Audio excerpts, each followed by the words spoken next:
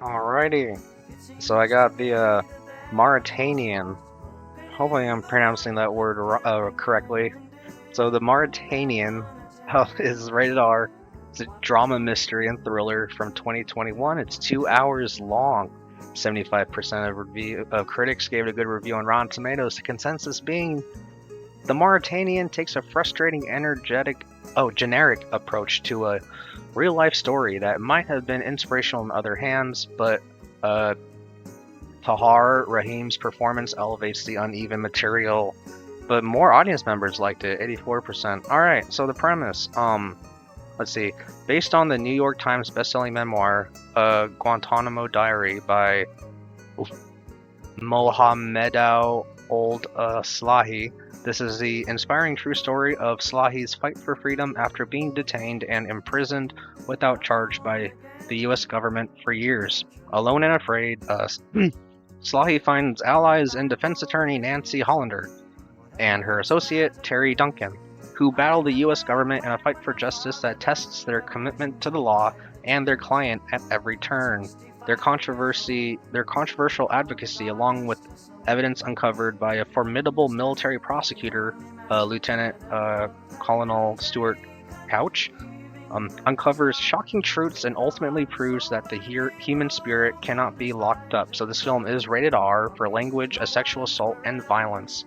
It is in English, directed by Kevin MacDonald, starring Jodie Foster, Rahim, Shailene Woodley, Benedict Cumberbatch, Zachary Levi, Sahamar Usmani, Langley Kirkwood, Corey Johnson, and directed by Kevin MacDonald. Excuse me. Sorry. So yeah, before my thoughts, I want to see if there's any other background information. So yes, based on a memoir from Slahi called Guantanamo Diary. At the 78th Golden Globe Awards, the film received 2 nominations for Best Actor, Rahim, with Jodie winning Best Supporting Actress. At the 74th British Academy Awards, the film received 5 nominations, including Best Film, Outstanding British Film, and Best Actor. Yeah, so watching this film, I think the director does not make it too subtle that he is criticizing Guantanamo Bay, which is a U.S. controlled sort of prison where the government extracts what they see as potential terrorists from mostly, I believe, like Middle Eastern countries, and they torture them for information. And of course, a significant number of these people are innocent, and even though, but this film does show that they do have connections to some more dangerous people, but like yeah, so it's the film actually. When I think about it, it is a little more vague than I realized in its message.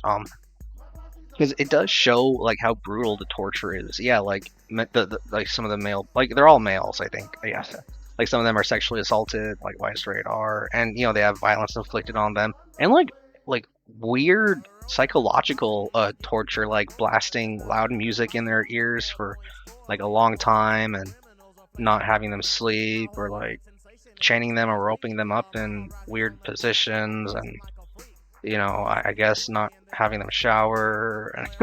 It's brutal. Like, I mean, it's not funny, but I mean, it's ridiculous how much the film exposes, at least in the film format version, the drama Hollywood version of like what the U.S. does to people who they think are terrorists, like especially when it's unjust. But I liked it, and I agree with the critic consensus that the film does feel generic. Like, it would have been great if like a more, I don't know, if a director gave it, like, it's for different director, film this story with a more, I don't know, visual or dynamic aesthetic, or but the acting is fine. I thought it was fine. I'm surprised Jodie Foster won supporting actress in that British awards, but yeah. But Tahar Rahim, yeah, he's definitely the star. He is the guy who is being tortured, our protagonist. Um, and you see his story, his connections to what the U.S. government accuses him of, and yeah, how he maybe, without spoiling, finds justice and redemption in a corrupt, uh, yeah, justice system. All right, I don't want to like ramble on and reword like what I've said before. So yeah, that's the Mauritanian. It's good. I liked it. I don't know if I rewatch it, but I mean it's a good film. Like just to learn about like Guantanamo Bay and how the people who run it like what motivates them, what they believe in terms of like world perspectives when it comes to yeah like terrorists and whatnot. And yeah, you get different people involved in the story, like different levels from different sides of this the main character's predicament. Yeah, with his lawyers and the lieutenant captain who seems kind of neutral, just gathering evidence about the guy, and like yeah, there are like prison guards too, and you even see what's his name, Slahi. You see Slahi in the beginning of the film with with his family and friends. Like before he's like sort of forcibly taken. I forget if it was forcibly, but yeah, before he was taken to Guantanamo Bay.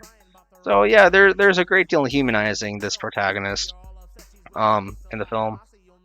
So yeah, just to like get some different perspectives, I guess, on the whole Guantanamo Bay thing, which has been controversial in yeah, recent U.S. history.